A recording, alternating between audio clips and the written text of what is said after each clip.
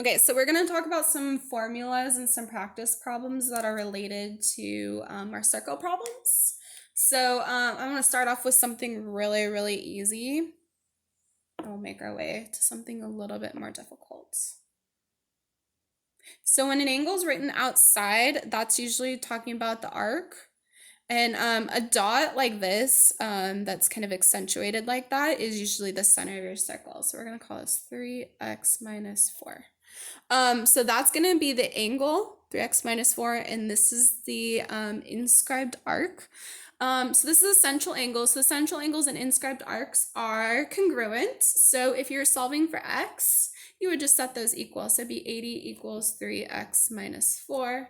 Solve for x, and you get x equals 28. All right, let's make something a little bit more tricky using some inscribed angles. Let's call this x plus 8, and this arc is 110.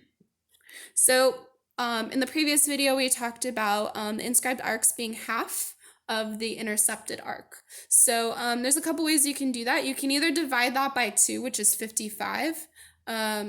X plus 8 equals 55. And then solve for x. You can multiply this by 2 and set equal to 110. So there's lots of different ways you can do that. X in this case would be 47. All right, if you've got an arc and an inscribed arc and an inscribed angle and a central angle in one picture, maybe something like this. So this we're going to call 68 degrees.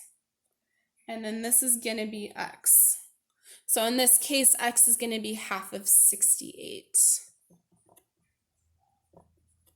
which is going to be 34 degrees.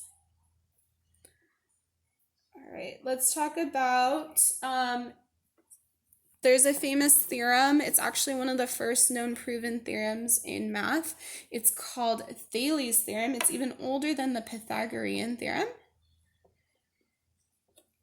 And if you've got a diameter and then you've got an inscribed angle from a diameter, this is always going to be 90 degrees.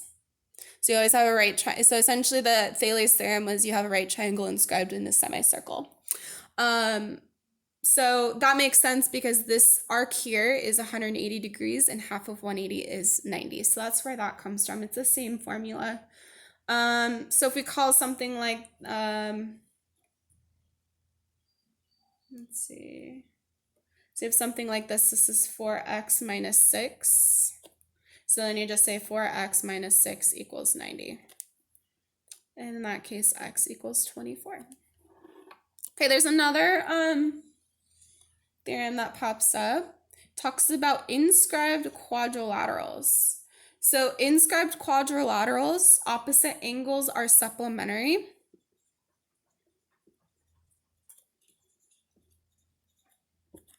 So again, inscribed quadrilateral meaning all 4 points are touching the circle. Opposite angles are supplementary. That means they add to 180. So here's an example problem. If we have this is x, and this is 76, and this is y, and this is 82, we can find these two are supplementary. That makes x equal to 104 degrees. And then these two are supplementary. That means y is going to be 98 degrees. Okay, last set is some angles outside of the triangles.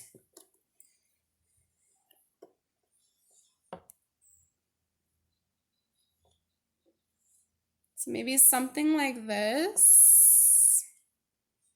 Okay, there's a couple theorems that pop up here. So this is a tangent line. It's touching the circle, and here this is also a tangent line. When a tangent line and a radius meet, they meet at a 90-degree angle. So that's something good to know from those. The other thing that happens is these two angles, this angle here and this angle here, those are supplementary.